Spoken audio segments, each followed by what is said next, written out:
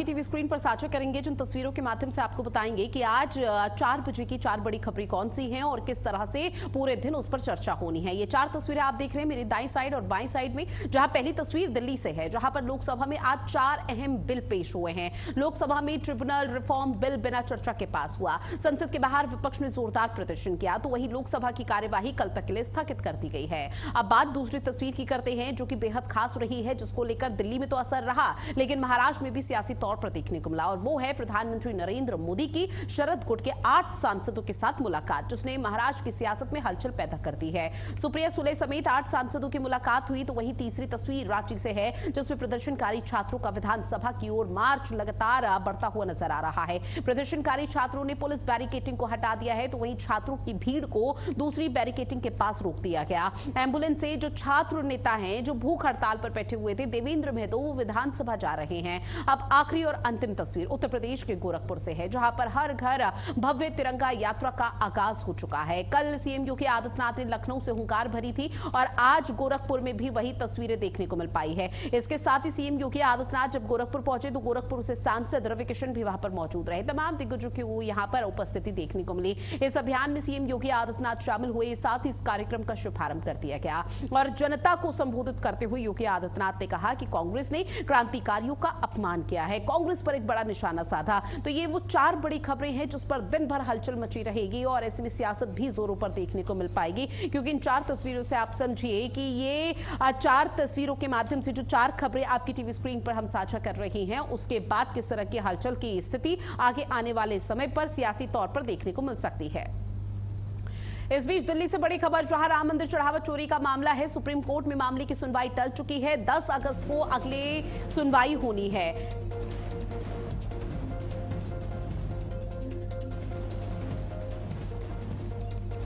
तो आपको बता दें कि 10 अगस्त को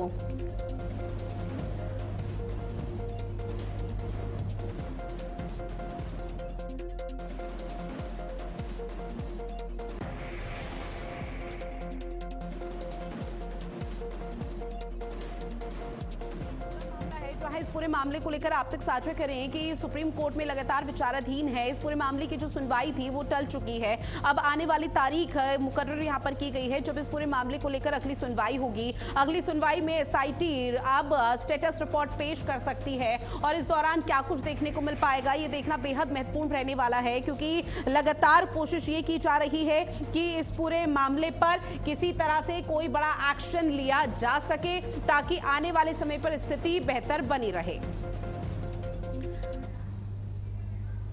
साथ ही भारत के राष्ट्रीय प्रतीकों के प्रति सम्मान को नागरिक का दायित्व से जोड़ते हुए मुख्यमंत्री योगी आदित्यनाथ ने सोमवार को गोरखपुर में तिरंगा यात्रा के दौरान कहा कि तिरंगा केवल एक ध्वज नहीं है, एक झंडा नहीं है, बल्कि भारत की आन बान शान और क्रांतिकारियों और स्वाधीनता संग्राम सेनानियों के सर्वोच्च त्याग की अमिट पहचान है। उन्होंने कहा कि राष्ट्र ध्वज के सम्मान के साथ वंदे मातरम, राष्ट्रगान और देश की विरासत के प्रति सम्मान का भाव हर भारतीय के मन में होना चाहिए। नगर निगम परिसर स्थित रानी लक्ष्मीबाई पार्क में मुख्यमंत्री ने रानी लक्ष्मीबाई की प्रतिमा पर माल्य अर्पण कर तिरंगा यात्रा का शुभारंभ किया। इसके पहले उन्होंने यात्रा में शामिल लोगों को संबोधित किया, जहां मुख्यमंत्री के नेतृत्व में निकाली गई यात्रा में हजारों की संख्या में युवा और नागरिक हाथों में तिरंगा लेकर शामिल हुए। भारत माता की जय और वंदे मातरम के नारों से पूरा रास्ता राष्ट्रभक्ति के रंग में नजर आया।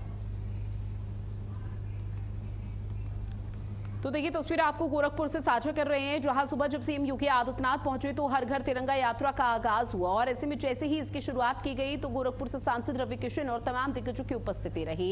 इस दौरान राष्ट्रभक्ति का जय घोष देखने को मिला, गीत संगीत यहां पर गाए गए और सबसे खास बात यह रही कि जब सीएम योगी आदित्यनाथ यहां पर पहुंचे और इस तिरंगा यात्रा की शुरुआत की गई गोरखपुर में, तो इस दौरान जो बीजेपी के कार्यकर्ता हैं वो मौके पर उपस्थित रहे और खास बात यह कि गोरखपुर वासी खुद अपने घरों से बाहर निकलकर यहां पर सीएम योगी आदित्यनाथ के समक्ष आए और हर घर तिरंगा यात्रा के इस ऐतिहासिक बनाने के लिए अपनी उपस्थिति दर्ज कराई, जो हाथों में तिरंगा लेकर जनसैलाब उमड़ा और इसके साथ ही जो देशभक्ति से ओतप्रोत की तस्वीरें हैं वो इस दौरान देखने को मिल पाई, जो कि बहुत बेहतर तरीके से सामने आई।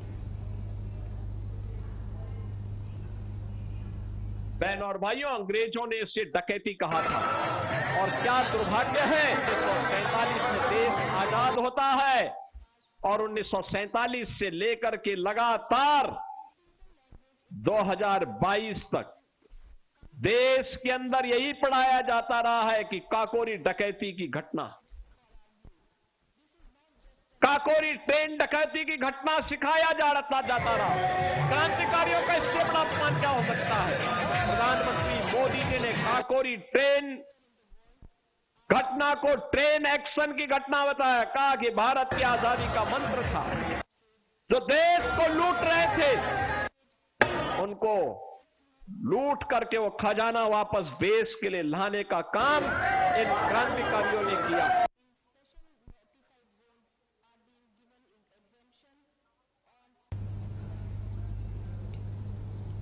दिल्ली से बड़ी खबर, राम मंदिर चढ़ावा चोरी का मामला है। सुप्रीम कोर्ट में मामले की सुनवाई टल चुकी है। अगली सुनवाई एसआईटी पेश कर सकती है रिपोर्ट। तो बड़ी खबर, जहां आपको बता दें कि इस पूरे मामले को लेकर सुनवाई होनी थी, लेकिन सुप्रीम कोर्ट में इस पूरे मामले को लेकर सुनवाई टल चुकी है। अब अगली तारीख मुकर्रर की गई है जब एसआईटी की टीम इस पूरे मामले पर रिपोर्ट सौंप सकती है। तो ये बड़ी खबर आपकी टीवी स्क्रीन पर साझा कर रहे हैं दिल्ली से, जहां आपको बता दें कि राम मंदिर चढ़ावा चोरी मामले को लेकर आज एसआईटी यहां पर रिपोर्ट, स्टेटस रिपोर्ट पेश करनी थी। सुप्रीम कोर्ट में सुनवाई होनी थी, लेकिन फिलहाल उसे टाल दिया गया है। तो बड़ी खबर, जहां राम मंदिर चढ़ावा चोरी मामले को लेकर लगातार कोशिश यही की जाती कि किसी तरह से बड़ा फैसला सामने आ सकता है। सुप्रीम कोर्ट में सुप्रीम सुनवाई अब टल चुकी है राम मंदिर चढ़ावा चोरी को लेकर और अगली तारीख मुकर्रर की गई है। लेकिन अब आने वाले समय में जब सुनवाई का सिलसिला देखने को मिल पाएगा तो किस तरह से यहां पर चीजें बेहतर होंगी। इसके साथ ही एसआईटी अपनी स्टेटस रिपोर्ट में क्या कुछ मेंशन करती है वो देखना बेहद महत्वपूर्ण है, क्योंकि अयोध्या राम मंदिर चढ़ावा चोरी और गबन मामले पर सुप्रीम कोर्ट में जो सुनवाई होने वाली थी वो फिलहाल अगले हफ्ते तक के लिए टाल दी गई है। यानी कि जो अगली तारीख मुकर्रर की जाएगी उसको लेकर ये कहा जा रहा है कि फिर एसआईटी उस दौरान स्टेटस रिपोर्ट पेश करेगी, जहां उत्तर प्रदेश सरकार का पक्ष रख रहे solicitor general SG Tushar Mehta इस समय एक आधिकारिक प्रतिनिधि मंडल के साथ यूनाइटेड नेशंस के कार्यक्रम में शामिल होने के लिए विदेश गए हुए हैं, जिसकी वजह से इस सुनवाई को टाल दिया गया। अब उत्तर प्रदेश सरकार के वकील ने शीर्ष अदालत से अनुरोध किया कि मुख्य वकील जो तुषार मेहता है, जो लगातार इस पूरे पक्ष पर दलील दे रहे थे, उनकी अनुपस्थिति है, जिसकी वजह से अगले हफ्ते के लिए सूचीबद्ध किया जाए, जिसे अदालत ने स्वीकार कर लिया और आज जो सुनवाई होनी थी वो फिलहाल टल चुकी है। अब अगले हफ्ते नए सिरे के साथ सुनवाई होगी, तब तुषार मेहता की तरफ से सरकार का पक्ष रखा जाएगा कि सरकार किस तरह से कार्रवाई कर रही है, और खुद सुप्रीम कोर्ट की तरफ से यहां पर नई एसआईटी के गठन की बात कही गई थी, जिसके बाद नई एसआईटी का गठन हुआ और लगातार कार्रवाई की जा रही है। लेकिन नई एसआईटी का जो गठन हुआ उसने अभी तक कार्रवाई का सिलसिला कैसे बढ़ाया, किस पर गाज गिरने की संभावना जताई जा रही है और रिपोर्ट में क्या कुछ मेंशन किया गया है, उसको लेकर अगली सुनवाई जब होगी सुप्रीम कोर्ट में तब वो स्टेटस रिपोर्ट मेंशन की जाएगी। इस पूरे मामले की सुनवाई चीफ जस्टिस सूर्यकांत, जस्टिस जोई माल्या बागची और जस्टिस वी मोहना की 3 जजों की पीठ कर रही है। स्नेह कमल मेरे सहयोगी हमारे साथ लाइव बने हुए हैं। स्नेह कमल, चूंकि देखिए अब अगले हफ्ते तक के लिए सुनवाई टल चुकी है, लेकिन इसके पीछे का मुख्य कारण क्या रहा? जी बिल्कुल, तो जिस तरह आज जो है राम मंदिर चंदा चोरी मामले में जब सुप्रीम कोर्ट की पीठ में सुनवाई शुरू होती है तो जो है सॉलिसिटर जनरल तुषार मेहता के जो जूनियर वकील हैं वो आते हैं, अदालत की सूचित करते हैं कि आज तुषार मेहता किन्हीं कारणों से अदालत में मौजूद नहीं है, सुप्रीम कोर्ट में मौजूद नहीं है, तो 1 सप्ताह के लिए तो कार्रवाई को टाला जाए, जिसको जो है सुप्रीम कोर्ट की पीठ ने स्वीकार करते हुए अगले सप्ताह के लिए सुनवाई टाल दी। और जिस जिसको आपने जिक्र किया, आज जो है तुषार मेहता को अपने दलील देने के साथ साथ जो नई एसआईटी बनी है उसकी जो स्टेटस रिपोर्ट थी, क्या कुछ प्रगति पर मामला था, उसको लेकर जो है एक रिपोर्ट अब बिल्कुल देखिए एसआईटी जो नई यहाँ पर गठन की गई थी स्नेह कमल, वो स्टेटस रिपोर्ट पेश होनी थी, लेकिन अब सुनवाई चूंकि टल चुकी है तो निश्चित तौर पर आगे आने वाले समय के लिए स्टेटस रिपोर्ट का फिलहाल इंतजार किया जा रहा है। लेकिन स्नेह कमल, आपसे ये भी जानेंगे कि जो नई एसआईटी का गठन हुआ था उस एसआईटी की टीम ने अभी कार्रवाई के सिलसिले को कैसे आगे बढ़ाया? अब जो अगली सुनवाई, अगली तारीख मुकर्रर यहाँ पर की जाएगी, उस दौरान जो स्टेटस रिपोर्ट रखी जाएगी एसआईटी की तरफ से, उसमें कौन कौन से वो महत्वपूर्ण पॉइंट्स मेंशन हो सकते हैं? बिल्कुल, एसआईटी की टीम जो नई एसआईटी बनी सुप्रीम कोर्ट के निर्देश के बाद, उस एसआईटी की रिपोर्ट स्टेटस रिपोर्ट आज सौंपी जानी थी, चूंकि तुषार मेहता आज कोर्ट में मौजूद नहीं थे, सुनवाई को अगले सप्ताह में टाल दी गई है। क्योंकि रिपोर्ट जो है जब तक कोर्ट के सामने नहीं आती तब तक ये कह पाना तो उचित या संभव नहीं है कि हम स्पेशली रिपोर्ट में क्या कुछ है, क्या कार्रवाई हुई, फिलहाल अगर कार्रवाई की बात करें तो जो सभी आरोपी है वो न्यायिक हिरासत के अंदर है। उनसे लगातार एसआईटी की पूछताछ करती है, तभी से जो है कुछ महत्वपूर्ण सुराग भी ले चुकी है और ये तमाम चीजें जो है अगली सोमवार जब सुनवाई अगले सप्ताह होगी कोर्ट में, तब कुछ ये रिपोर्ट सामने रखी जाएगी। बिल्कुल, और उम्मीद की जा रही है जब अगली बार यहाँ पर कार्रवाई और सुनवाई होगी तो शायद बड़ा फैसला आ सकता है। बहरहाल जानकारी साझा की उसके लिए बहुत शुक्रिया स्नेह कमल आपका। अब बात करते हैं कानपुर की, जहां पुलिस चेकिंग के दौरान बाइक सवार युवक ने भागने का प्रयास किया। बाइक की गति तेज होने के कारण बाइक सवार फिसलकर गिर जाता है, जहां पर जवाबी फायरिंग में पुलिस ने आरोपी के पैर पर गोली मार दी, जिसके बाद वो घायल हो गया। पुलिस ने आरोपी युवक को प्राथमिक उपचार के बाद सीएचसी भेजा, जिसके बाद उसकी गिरफ्तारी हो चुकी है। ये तस्वीर भी आपको उस दौरान की दिखा रहे हैं जहां पर पुलिस और आरोपी के बीच में मुठभेड़ हुई है। ये वही लोकेशन, वही एरिया है जहां पर आरोपी की तरफ से भागने का प्रयास किया जा रहा था, लेकिन पुलिस की गोली से वो घायल हो जाता है। जब वो भागने का प्रयास और जवाबी यानी कि पुलिस पर फायरिंग करने का प्रयास कर रहा था तो पुलिस की तरफ से सीधे तौर पर उसके पैर पर गोली मार दी गई और ऑपरेशन लंगड़ा के तहत इस बड़ी कार्रवाई को अंजाम दिया। अब ऐसे में पुलिस ने आरोपी को सबसे पहले सीएचसी भेजा, जहां पर सीएचसी भेजने के बाद उसको अस्पताल में भर्ती कराया गया, मरहम पट्टी कराई गई और उसके बाद अब आरोपी की गिरफ्तारी हो चुकी है। तो लगातार ये आप तक साझा कर रहे हैं कि किस तरह से चीजें यहां पर देखने को मिल रही है और ये बड़ी कार्रवाई पुलिस प्रशासन की तरफ से की गई। तो पुलिस ने जवाबी कार्रवाई की है, बड़ी खबर आपकी टीवी स्क्रीन पर, और ऐसे में उस जगह की तस्वीर लोकेशन भी साझा कर रहे हैं। कानपुर में पुलिस और आरोपी के बीच में मुठभेड़ की खबर सामने आई। बाइक सवार ने इस दौरान भागने का प्रयास किया, लेकिन पुलिस की गोली से वो घायल हो जाता है, जहां पुलिस ने जवाबी फायरिंग की, जिसके बाद वो घायल हुआ, उसको सीएचसी भर्ती कराया गया, उसको मरहम पट्टी कराई गई, इलाज कराया गया, लेकिन अब जाकर गिरफ्तारी हो चुकी है। और इस आरोपी की आपको बता दें कि लंबे समय से तलाश भी पुलिस की तरफ से की जा रही थी। अब ऐसे में पुलिस की तरफ से यह कहना कि अभी आरोपी से पूछताछ की जाएगी और कई खुलासे हो सकते हैं। साथ ही औरैया में सावन के दूसरे सोमवार पर भव्य नजारा देखने को मिला, जहां जिला अधिकारी ब्रजेश कुमार और पुलिस अधीक्षक अभिषेक भारती ने कांवड़िए और श्रद्धालुओं के ऊपर पुष्प वर्षा की है। उन्होंने सुरक्षा का पूरा भरोसा दिलाया है। इस दौरान जिले की तमाम प्रशासनिक और पुलिस के अधिकारी भी मौजूद रहे। तो और ये तस्वीर आपकी टीवी स्क्रीन पर साझा कर रहे हैं, जहां कांवड़ियों पर पुष्प वर्षा करने के लिए तमाम प्रशासनिक अमला पहुंचा हुआ था कांवड़ियों और श्रद्धालुओं के बीच में। और इसके साथ ही आपको बता दें कि वहां पर कई लोगों की उपस्थिति भी रही। जिलाधिकारी पुलिस अधीक्षकों की तरफ से पुष्प वर्षा इस दौरान की गई। तो सीधे तौर पर जो सीएम योगी आदित्यनाथ ने अभी हाल फिलहाल में कांवड़ियों पर पुष्प वर्षा की थी, उसके बाद से जिले दर जिले इसी तरह की तस्वीरें सामने आ रही है, जहां पर तमाम प्रशासनिक और पुलिस अधिकारी मौके पर मौजूद रहे। जिलाधिकारी और पुलिस अधीक्षक ने पुष्प वर्षा कांवड़ियों पर भी की, श्रद्धालुओं पर भी करते हुए नजर आए हैं।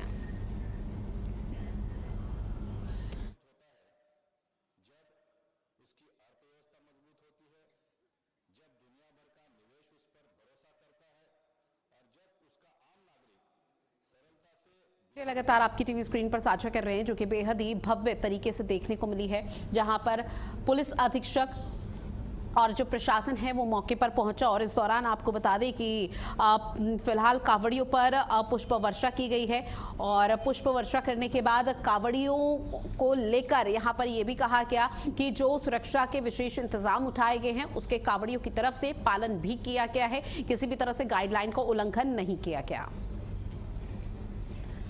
साथ ही आगरा में संदिग्ध परिस्थितियों में बंदूक चलाने का मामला सामने आया है, जहां बंदूक से छर्रे लगने से युवक की दर्दनाक मौत भी हो गई। आपको बता दें कि युवक निर्माणाधीन मकान में दोस्तों के साथ ट्यूशन पढ़ने गया था, जब ये बड़ा हादसा हुआ तो बंदूक से छर्रे लगने से युवक की दर्दनाक मौत हो गई और मौके पर अभी हड़कंप की स्थिति है। परिजनों का रो रो कर बुरा हाल है। बंदूक का छर्रा जैसे ही लगा तो उस दौरान एक बड़ा हादसा हो गया है। फिलहाल जो जानकारी अभी सामने आ रही है वो ये बताया जा रहा है कि युवक निर्माणाधीन मकान में दोस्तों के साथ ट्यूशन पढ़ने गया था, जब ये बड़ा हादसा हुआ। हालांकि अभी परिजनों की तरफ से लगातार ये कहा जा रहा है कि इस पूरे मामले पर कार्रवाई होनी चाहिए, जो भी दोषी हो उसको बख्शा नहीं जाना चाहिए। और इस दौरान बंदूक यहां पर चलने का ये पूरा मामला बताया जा रहा है। बंदूक से छर्रा लगने से युवक की दर्दनाक मौत हो गई। परिजनों का इस वक्त रो रो कर बुरा हाल है। युवक निर्माणाधीन मकान में दोस्तों के साथ ट्यूशन पढ़ने गया था, जब ये बड़ा हादसा हुआ।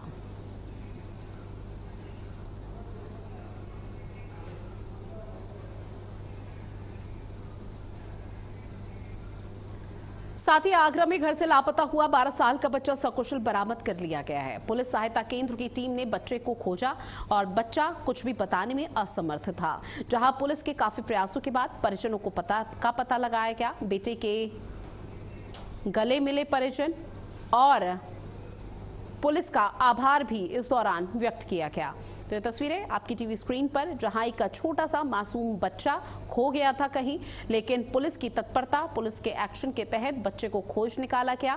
हालांकि बच्चे से उसके माता पिता का नाम, एड्रेस, मोबाइल नंबर पूछा गया ताकि उसके पेरेंट्स को इतलाह कर दिया जाए, उनको जानकारी दी जा सके कि वो जहाँ कहीं भी हैं इस वाले पुलिस स्टेशन पहुंच जाए और बच्चे को ले जाए। वो सकुशल बरामद यहाँ पर किया गया, लेकिन बच्चा कुछ भी बोलने में, कुछ भी बताने में असमर्थ था। पर अब जो बड़ी कार्रवाई की है उसको लेकर फिलहाल पुलिस का आभार व्यक्त ये माता पिता करते हुए नजर आ रहे हैं। और 12 साल की उम्र ये बताई जा रही है कि 12 साल का ये बच्चा था। जहां पुलिस सहायता केंद्र टीम ने बच्चे को खोज निकाला, सकुशल बरामद किया, जो कि बहुत बड़ी सफलता है। और ऐसे में 12 साल का बच्चा जब बरामद किया गया तो पुलिस सहायता केंद्र की जो ये बहुत बड़ी कामयाबी रही, जिसमें घर से लापता 12 साल का बच्चे को उसके माता पिता, उसके अभिभावक को सुपुर्द कर दिया गया है। हालांकि ये कोई ऐसा पहली दफा नहीं हुआ है या पहला मामला नहीं है, इससे पहले भी इस तरह के मामले सामने आ चुके हैं। केंद्र सहायता की तरफ से कई बड़े कदम उठाए गए हैं, जहां पर कई कामयाबी देखने को मिली और एक बार फिर से वही स्थिति, वही तस्वीरें सामने आई हैं, जहां पुलिस की तरफ से एक बहुत बड़ा कदम उठाते हुए, तत्परता दिखाते हुए 12 साल के गुमशुदा बच्चे को यहां पर खोज निकाला और परिजनों को सकुशल सुपुर्द कर दिया गया। परिजन जैसे ही अपने बच्चे को देखते हुए नजर आए तो उस दौरान सीधा वो रो पड़ते हैं और बच्चे को गले लगा लेते हैं, जिसके बाद पुलिस प्रशासन का आभार भी इस दौरान व्यक्त किया जाता है, क्योंकि लगातार हताश थे, परेशान थे। लेकिन जब मां ने पुलिस का आभार जताया तो उसके बाद भी कुछ खास तस्वीरें सामने आई, क्योंकि मां बहुत ज्यादा गमगीन थी अपने बेटे की तलाश के लिए कि वो किसी तरह से सकुशल मिल जाए। उसको लेकर लगातार पुलिस पर एक बड़ा दबाव भी यहां पर बन रहा था, लेकिन आखिरकार पुलिस की कार्रवाई और पुलिस को एक सफलता हाथ लगी, जहां पर बड़ा एक्शन लिया गया और इस बच्चे को सकुशल बरामद किया गया।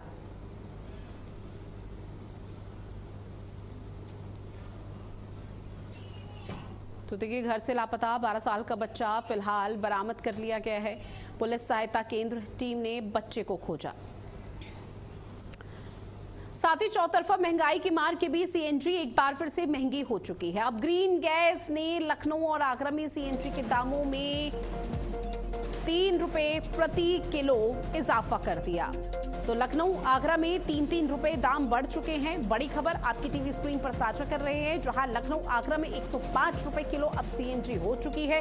और सीएनजी जो बढ़ी है, सीधे तौर पर आम जनमानस की जेब पर ये बहुत बड़ा झटका है। अयोध्या सुल्तानपुर में 2-2 रुपए का इजाफा हुआ है। उन्नाव और सुल्तानपुर में सीएनजी के रेट 2 रुपए किलो बढ़ चुके हैं। अब ऐसे में बढ़ी हुई दरें 8 अगस्त से लागू हो चुकी हैं, जहां पिछले 4 महीनों में 8 रुपए से ज्यादा की बढ़ोतरी हो चुकी है। आपको बता दें कि मई से अगस्त भी सीएनजी के दामों में 8.25 रुपए प्रति किलो की बढ़ोतरी हो चुकी है। अब ऐसे में लोगों का सीधे तौर पर कहना है कि सरकार की तरफ से लगातार इस तरह के दाम बढ़ा दिए जाते हैं, जबकि अब वो स्थिति नहीं है। पश्चिम एशिया में अब तनाव पूरी तरह से कम हो चुका है, धीरे धीरे वो खत्म हो रहा है। सरकार की तरफ से जो हवाला अमूमन तौर पर दिया जाता था कि तेल या फिर जो गैस है उसकी सप्लाई भारत में नहीं हो पा रही है स्ट्रेट हॉर्मुज के बंद होने की वजह से, तो अब यह हवाला सरकार नहीं दे सकती है। लेकिन लोग अभी भी पूछ रहे हैं कि आखिर क्या वजह है जो लगातार सीएनजी के दामों में इस तरह का इजाफा देखने को मिल रहा है, क्योंकि अलग अलग जिलों में अब दाम यहां पर बढ़ चुके हैं। लखनऊ आगरा में 105 रुपए प्रति किलो सीएनजी बिक रही है। अयोध्या सुल्तानपुर में भी 2-2 रुपए का इजाफा हुआ है। उत्तर प्रदेश के 5 जिले ऐसे हैं जहां पर सीएनजी महंगी हो चुकी है।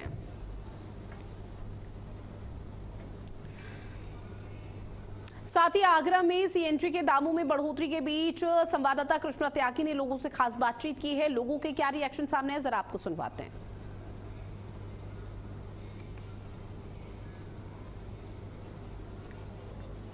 बताया जा रहा है अब सीएनजी के रेट 102 से बढ़कर 105 हो गए हैं। आप तस्वीर देखेंगे कि ये सीएनजी का जो पेट्रोल पंप है, जहां 102 की जगह अब 105 की रीडिंग है। आप देख सकते हैं ये बिल्कुल ये तस्वीर है। अब 105 रुपए किलो सीएनजी आप देख भरी जा रही है। अब सीधा सीधा कह सकते हैं जिस तरह से कि पेट्रोल डीजल के बाद अब सीएनजी जो लोगों को किफायती रेट में जो संसाधन थे उसको चलने के लिए सीएनजी का प्रयोग किया जाता था, अब सीएनजी की रेट भी अब 3 रुपए बढ़े हैं। तो निश्चित तौर से अब लोगों के जेब पर भी अब काफी असर देखने को मिलेगा। लोगों से बातचीत करने का प्रयास भी करेंगे, इसका क्या कहना है सर? अब ये बहुत महंगी हो गई है। हमने 28 रुपए किलो डलवाई थी सीएनजी, अब बढ़ाना पड़ेगा किराया। तो जब सीएनजी बढ़ रही है तो किराया तो बढ़ाना पड़ेगा। 102 थी अब 103 105 हो गई है, 3 रुपए बढ़ गए। और पेट्रोल है 100 रुपए 101 पैसा। सवारी पैसे देगी ही नहीं, बैटरी वाले हैं वो हमसे कम लेते हैं। ऐसे चला रहे हैं चार्जिंग में, और सीएनजी वाले कहाँ से पड़ता आ जाएगा सीएनजी का, ये बताओ। इससे बड़ी है तो लोगों की जेब पर भी काफी असर देखने को मिलता है। पेट्रोल डीजल के बाद एक सीएनजी एक ऐसा संसाधन था जो जिससे लोग बड़े आसानी से अपने रोजमर्रा के जो सामान थे, चाहे लोडिंग की बात करें चाहे सवारी के ऑटो की बात करें, उस पर अपना जीवन यापन कर रहे हैं। लगातार जिस तरह से पेट्रोल डीजल के बाद अब सीएनजी के दाम बढ़े तो निश्चित तौर से लोगों की काफी असर पड़ेगा। अब 102 की जगह 105 रुपए सीएनजी हो गई है, तो जिससे हालांकि उनका ऑटो ड्राइवर का कहना है कि अब जो सवारी जो रेट देती थी उससे अधिक रेट नहीं देने का मन है। लेकिन सबसे बड़ा सवाल यही है कि जिससे सीएनजी बढ़ी है तो लोगों को की समस्या भी आगे बढ़ती जा रही है। अपने साथी स्वयं के साथ कृष्णा त्यागी, भारत अपडेट। और चलिए अब आपको लखनऊ के हालात दिखाते हैं, जहां हमारे सहयोगी रमन मिश्रा की सीएनजी को लेकर एक खास रिपोर्ट भी आप देखिए।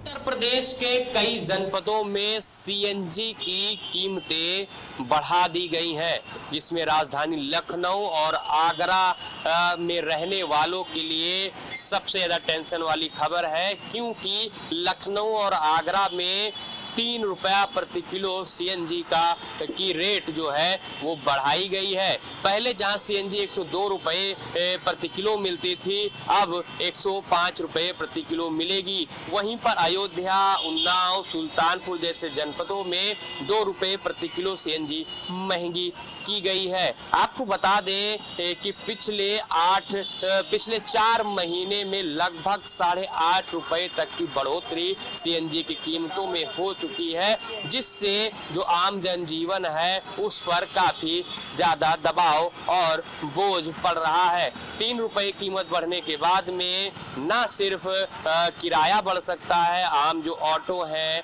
और ऐसी जो गाड़ियां हैं जो सीएनजी से चलती हैं, वहीं पर ट्रांसपोर्ट वाली गाड़ियां भी जो सीएनजी से चलती हैं उसका भी किराया महंगा हो सकता है। वहीं पर तमाम आम लोग हैं जो सीएनजी गाड़ी इसलिए ले रहे थे ताकि उनको लाभ मिले, क्योंकि सीएनजी का एवरेज ज्यादा होता है और कीमत कम पड़ती थी। लेकिन धीरे धीरे सीएनजी की बढ़ती कीमतों के कारण जो आम वाहन मालिक हैं जो पेट्रोल डीजल गाड़ी छोड़ के सीएनजी गाड़ी ले रहे थे, प्रेफर कर रहे थे, अब उन पर भी संकट आ रहा है, क्योंकि धीरे धीरे जो एवरेज है वो सेम होता जा रहा है और जो सीएनजी से उनको राहत मिलती थी अब वो बोझ बनती जा रही है। हालांकि सीएनजी की जो कीमतें बढ़ी हैं वो इस बीच एक बड़ी खबर मिल रही है। आगरा में आउटसोर्सिंग भर्ती घोटाला सामने आया है, जहां कुशीनगर के बाद आगरा से भी मामला सामने आ चुका है। अब नियमों की अनदेखी करने के आरोप लगे हैं, मनमाने तरीके से चहेतों को भर्ती किया गया। एक पद पर कम से कम 5 अभ्यर्थियों का होना अथा आवेदन, जहां बिना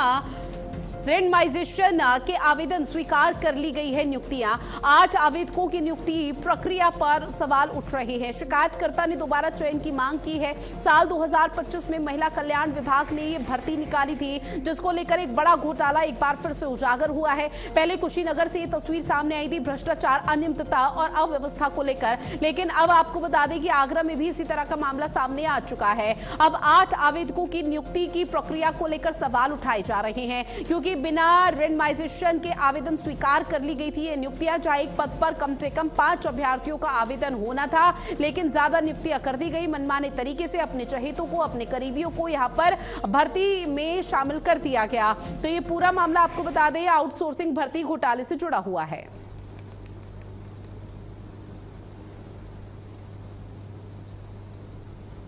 देखिए, मैक्सिमम वही कर्मचारी इसमें हुए हैं जो पूर्व में महिला शक्ति केंद्र में कार्य कर रहे थे। और इस योजना के अंतर्गत जब भर्ती की प्रक्रिया शुरू हुई थी तो रैंडमाइज सेवायोजन पोर्टल पर इसका आवेदन हुआ था। वहां से प्रथम और द्वितीय रैंडमाइजेशन के उपरांत कर्मचारियों को लिया गया था, पूरी सेलेक्ट किया गया था। एक जो सेवायोजन पोर्टल पर एक कर्मचारी पर 5 कर्मचारी लिए जाते हैं और उन्हीं के इंटरव्यू लेके इसको किया गया। मैंने आपके बताया आपको कि जब हम रैंडमाइज करते हैं तो एक पद के सापेक्ष 5 को फिल्टर करके देता है। अब इंटरव्यू में कितने आते हैं उस पर तो किसी का जोर है नहीं ना। एक पद का जब चयन होता है तो इंटरव्यू में 3 व्यक्ति होने चाहिए। जब बार बार वही 2 बार 3 बार वही प्रक्रिया हो जाती है 2 बार, तो तीसरी बार ये होता है कि जितने भी कर्मचारी हैं उपलब्ध हैं उन्हीं में से जो है सेलेक्ट। प्रदेश में हब योजना के अंतर्गत आउटसोर्सिंग पद के लिए नियुक्ति निकली। उस नियुक्ति में तमाम तरह की अनियमितता हुई। इसमें शिकायत होने के बाद आज तक उन लोगों पर कार्रवाई नहीं हुई है। अब सवाल ये है कि इस तरह के जो घोटाले किए जा रहे हैं सरकार में, तो उन आरोपियों को किस तरह से बचाया जा रहा है। मेरे साथ सीधे शिकायत करता है, उनसे बातचीत करेंगे। किस तरह की योजना थी, किस तरह से घोटाला किया गया, इनसे जानेंगे। जी, मेरा नाम सोमा जैन है। मैंने जो शिकायत करी है वो महिला कल्याण विभाग के द्वारा हब योजना चलाई जाती है। उस हब योजना की जब आगरा जनपद में भर्ती निकली तो उसमें बहुत सारी अनियमितताएं हुई, उसके विरुद्ध मैंने शिकायत करी है। देखिए, मैं सर्वप्रथम तो ये हुआ था कि जियो कहता था कि भर्ती जो है वो है, ये आउटसोर्सिंग की भर्ती है, तो ये भर्ती जो है ये पोर्टल के माध्यम से निकले जो हमारा एम्प्लॉयमेंट ऑफिस से चलता है, रोजगार पोर्टल। लेकिन ऐसा नहीं हुआ, अधिकारी ने अपनी मनमानी करी, उसने सीधी भर्ती कर दी। मैं जागरूक रही, मैंने शिकायत करी, तो मेरे लगातार शिकायत और प्रयास से लगभग 3 महीने बाद उन्हें मजबूरन भर्ती निकालनी पड़ी इस योजना की। जब ये भर्ती निकाली ही नहीं गई थी, जिन लोगों की भर्ती उन्होंने डायरेक्ट कर दी थी, उससे पहले ही मैंने नाम डिक्लेयर कर दिया था। एक अन्य योजना में जो लोग काम करते हैं उन्होंने पहले ही कह दिया था उन्हीं लोगों को रखेंगे चाहे कुछ भी हो जाए, और अंततः आज जब भर्ती हो गई है तो उन्हीं लोगों को रखा गया है। वर्तिका दीक्षित हैं, इसमें शिखा त्यागी हैं और विनोद हैं, जो पुरानी एक योजना में लवकेश सहरा हैं, ये लोग हैं और उन्हीं का कर दिया गया। हाँ, एक जियो ये जरूर कहता है कि इन लोगों को प्रेफरेंस दी जाए, पर प्रेफरेंस का मतलब ये नहीं होता कि 100% उन्हें कर दिया जाएगा। आगरा शहर में 100% उन्हें किया गया। वर्तमान में जो कार्य कर रहे हैं जिला प्रोबेशन अधिकारी अतुल सोनी, इसमें सबसे भ्रष्ट अधिकारी वही हैं। उनके माध्यम से एक ही परिवार के 6 लोगों की भर्ती करी गई है चाइल्ड लाइन में। हब में मर्जी से भर्ती करी गई है पुराने लोगों की, और मैं बिल्कुल साफ तौर पे ये कहती हूँ कि पुराने लोगों की भर्ती क्यों की जाती है, हम और आप जानते हो, उनसे हर बात को मनवाना आसान होता है। शिकायतकर्ता शोभा जैन ने अब सरकार पर भी सवाल उठा दिए हैं। उनका आरोप है कि इस पूरे भर्ती में बेबी रानी मौर्य जो बाल कल्याण अधिकारी की मंत्री हैं उनसे भी मिली, लेकिन कार्रवाई के नाम पर कुछ भी उन्हें हाथ नहीं लगी। लेकिन सबसे बड़ा सवाल यह है कि इन्होंने चाहे ADMFR हो, चाहे जिलाधिकारी आगरा हो, तमाम अधिकारियों से शिकायत की, लेकिन इस भर्ती घोटाले में कि अभी तक जिम्मेदार लोगों पर कोई कार्रवाई नहीं हुई है। लेकिन सबसे बड़ा सवाल यही है कि अब भारत अपडेट से इन्होंने सरकार से उम्मीद की है कि अब इस पूरे मामले को लेकर सरकार गहनता से, प्राथमिकता से इस मामले को ले, जिससे कि भर्ती घोटाले में लगातार हो रही अनियमितता में जिम्मेदार लोगों पर कार्रवाई हो सके। देखने वाली बात यह है कि इस पूरे मामले को लेकर सरकार कितनी प्राथमिकता से इसे बात को लेगी और दोषियों पर कब कार्रवाई होगी, ये देखने वाली बात होगी। आगरा से कृष्णा त्यागी, भारत अपडेट। और इसी पर ज्यादा जानकारी के लिए मेरे सहयोगी खुद कृष्णा त्यागी भी हमारे साथ लाइव बने हुए हैं। कृष्णा, चूंकि पहले कुशीनगर से मामला सामने आया था, तब उम्मीद की जा रही थी कि शायद ये आखिरी मामला होगा, लेकिन अब आगरा से भी यही ठीक मामला भ्रष्टाचार, अव्यवस्था, अनियमितता का सामने आ गया। मनमाने तरीके से अपने चहेते, अपने करीबियों को भर्ती करा दी गई है। अब इसमें पूरे प्रकरण में क्या किसी प्रशासनिक स्तर के अधिकारी ने संज्ञान लिया? के बाद आगरा में एक दूसरा मामला आया है और ये आउटसोर्सिंग कर्मचारी की हब योजना के अंतर्गत वर्ष 2025 में भर्ती निकाली गई थी। 7 जो भर्ती थी उसमें केवल 8 आवेदन हुए। सबसे बड़ी बात यही है कि आगरा में तमाम लोग बेरोजगार हैं, उसके बाद 7 नियुक्तियों पर केवल 8 आवेदन होना ये घोटाले की ओर संकेत कर रहा है। इसके अलावा अपने चहते लोगों को ही जो लाभ दिया गया, क्योंकि शिकायतकर्ता का आरोप था कि पहले उन लोगों की शिकायत की जिन लोगों के नाम उन्हें पहले से पता था कि इन लोगों की नियुक्ति हुई, केवल उन्हीं लोगों को अधिकारियों ने नियुक्ति दी। तो सबसे दूसरा सवाल यही था। इसके अलावा उसका एक और आरोप था कि उसने जो पूरे यूपी में ग्रेजुएशन के नाम पर पूरे ग्रेजुएशन की लेकर एक नियुक्ति निकाली और आगरा में उसे BA कर दिया, जिससे कि अपने चहते को बड़ी आसानी से नौकरी दी जाए। और शिकायतकर्ता लगातार जिम्मेदार अधिकारियों से कई बार इस मामले को लेकर मिली है, काफी लंबे समय से शिकायत कर रही हैं, लेकिन अभी कार्रवाई के नाम से उन्हें कुछ भी आते नहीं है।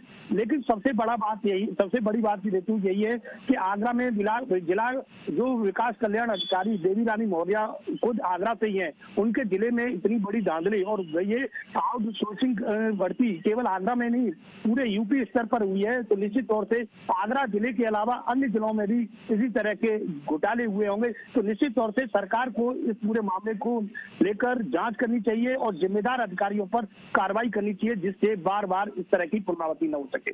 जी